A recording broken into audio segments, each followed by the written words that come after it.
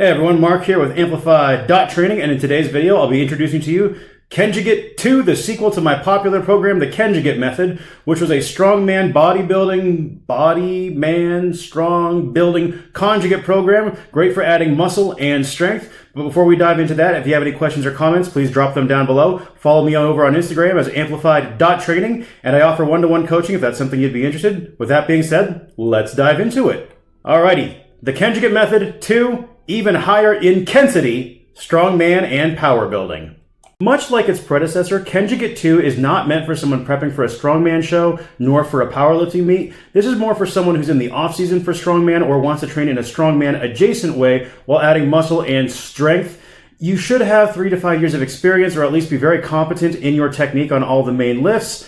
Get ready to work hard, and remember, don't be an Allen. This program uses a typical 4-day split of lower developmental, upper developmental, lower intensive, and upper intensive. This replaces your developmental or dynamic effort days, as well as your max effort days in a typical conjugate split. You can rearrange the days as you'd like if you'd prefer to start your week off with the intensive days. Big thing is I don't want you lifting more than 2 days in a row, nor do I want you taking more than 2 days in a row off. So something like Monday, Tuesday, Thursday, Friday would be my suggested format for the program. Just like in the vast majority of my programs, all your accessory lifts will be done in such a way that you can pick from a menu of progressions that you'd like. That'll be outlined later today. And as far as your main lifts go, in the original OG Kenjugate, your main lifts were the strict press and the deadlift. In this program, it's actually going to be the 20 rep squat and the 60-degree incline press as your main developmental exercises, whereas on your intensive days, you'll have paths for either a conventional or even a sumo deadlift, as well as for the overhead/push press or a bench press, depending on which lifts you want to prioritize. Day 1 is your lower developmental day. You'll see I have the day lined out here, as well as your progressions for the various movements. You're going to start with a hamstring curl, and the reason we're doing this is really good for working your hamstrings before squatting, which I find really helps with knee stability.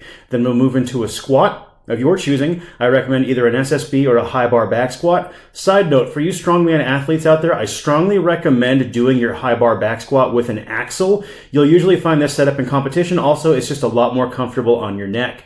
You'll notice I do discourage a low bar powerlifting style squat, and the reason why is I just find the low back fatigue doesn't lend itself very well to a 20 rep squat. Additionally, that forward lean on the torso makes it harder to breathe, and 20 rep squats are already pretty hard to breathe on.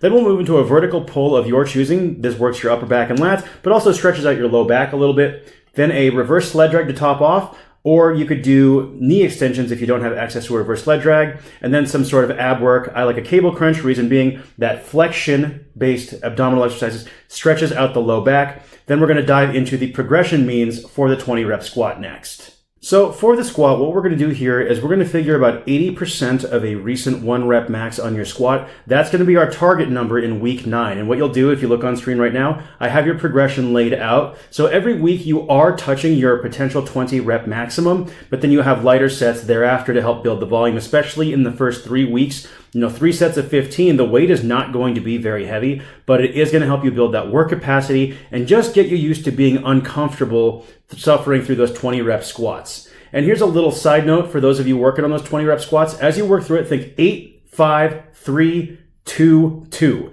If you break it up like that, it makes it a lot more manageable. And as long as you don't re-rack the bar, you're doing a 20 rep set. Good luck. Day 2 here is our upper developmental day, and you'll notice that we don't do a strict press, and the reason why is the day after a 20 rep squat session, your legs and low back are going to be cooked. That's the same reason we don't have a push press here on developmental. And also that 60-degree incline press, it emulates the layback you're going to see in a typical strongman press, whether it be the log or the axle push press. There's usually a substantial degree of layback under maximal weights, so you may as well get that carryover. I strongly suggest using an axle or a Swiss bar for your implement here. You can use a barbell though if that's all you have. I just like the strongman implements. I also find the axle is a lot easier on my elbows and wrists personally. Then after that, you'll move into a horizontal press of your choosing, and you're going to notice a rest pause with drop progression. And again, later in the video, we'll go through the various options you have available to you for your accessory work.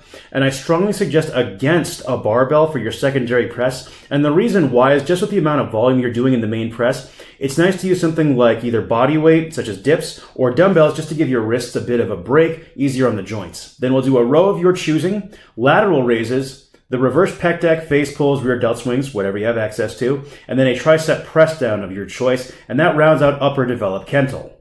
Now for the developed Kentel press progression itself, you want to use 90 to 95% of a recent 1 rep max. Personally, I'm always going to opt for the lighter version of it just to give myself some free progress through the weeks. And also, this is pretty high volume if you look at it. You know, for example, in week 1, you are doing 4 sets of 10, as well as in week 2 and in week 3. The volume does drop down over time, culminating in a new 5 rep max attempt in week 9, but this is going to add up very quickly. So that's why I like starting a little lower, build that momentum and get yourself used to those high reps, especially on something like a 60-degree press, which is functionally a shoulder press. Those high reps can be very fatiguing. Moving along, we're at lower inKENsive now, which is our analog for the max effort day, and we have a deadlift progression wave, which I'll go over in the next page. And you can choose between a deadlift bar, a stiff bar, or even an axle if you really want to make yourself suffer. Also, please note, I advocate for controlled eccentrics here on the deadlift, as this helps build a lot of time under tension for the posterior chain as well as your grip if you don't use straps. And I also find it helps me learn how to cycle reps more efficiently, makes me a better deadlifter over time. Then you're going to go into a split squat, and if you are super lazy and want to be an Allen, you can change that out for a single leg press. A back extension, then a vertical pull of your choice. Again, I like doing vertical pull on lower body days just to help stretch out the low back after all the heavy work. And then we'll top off with a cable crunch as well. Now, as far as how the deadlift will be trained here for the inKENsive waves, I want you using 90 to 95% of a recent 1 rep max. Again, I prefer to go on the lower side of that, aiming for the 90%. And what you're going to do is across the sets prescribed in the program, you will add weight as you are able. If you don't feel like you can add at least 10 pounds, don't take the jump and just repeat the weight for the set. It's better to repeat it. And then as far as if you do pull sumo, you're going to swap out the snatch grip deficit for a paused deficit deadlift. And if you're not quite understanding what I mean, it'll make more sense on the next page. Ready? So this is our 9-week deadlift progression. And again, I want you using 90 to 95% of your 1 rep max. And you have your starting intensity every week. So this is your first work set. So for example, in week 1, you're doing a snatch grip deficit deadlift if you pull conventional, or a paused deficit deadlift if you pull sumo, and you're going to start at 55%. If that felt good, you can take at minimum a 10-pound jump, but you can take a larger jump if you'd like. And the idea is you're going to work up to a near maximal set across those 6 sets. Week 2, it's sets of 4. Week 3, sets of 3. Then we move to a regular deficit deadlift for both variations. And then in week 7, it'll be your standard deadlift from the floor. So for example, in week 9, you'll notice that it says 100%. Remember, that's 4 singles at roughly 90 to 95% of your old 1 rep max, with the idea being by this point in the program, due to all the work you've done building up to this point, your new 1RM should be higher. The last training day of the week is the upper inKENsive day, and it's going to start with your main press of your choosing. You'll either have an overhead focused wave or you're going to have a bench pressed focused wave. After that, we'll go into a row of your choice, a tricep press down, a bicep curl, a tricep extension movement, and then another bicep curl. We start with press downs as well as the stretched position bicep curl, and the reason why is that gets a lot of blood around the elbow. That way it's more stable and you're less likely to beat up your joints when it comes time for your skull crushers or whatever extension exercise you choose. And then we're going to top off with a bicep curl that lets you get a really good squeeze over the top. This is a really joint-friendly way to work the arms and get a great pump while you're at it. As far as your press progression goes, it's very similar to the deadlift in that you'll stick to a variation for 3 weeks at a time, and then there are 3 total variations. If you're someone who's focusing on their overhead press, you're going to start with a seated, no back support overhead press. So you're just sitting on a flat bench essentially, or a plyo box, and doing an overhead press. Then you're going to move to a standing strict press, and then for the final 3 weeks, it'll be a push press. Whereas if you're focusing in on your bench, you're going to start with a feet up close grip bench, also known as a Larson close grip bench. Then you're going to move to a close grip bench, and then to a regular bench.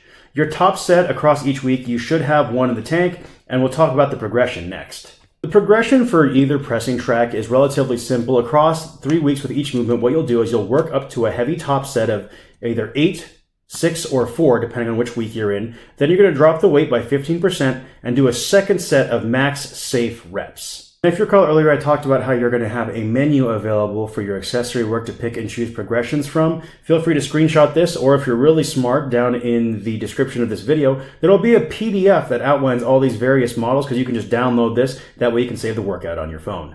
Again, screenshot this, or you can just download the PDF available in the description box. That really wraps up the overview of Kenjugate 2.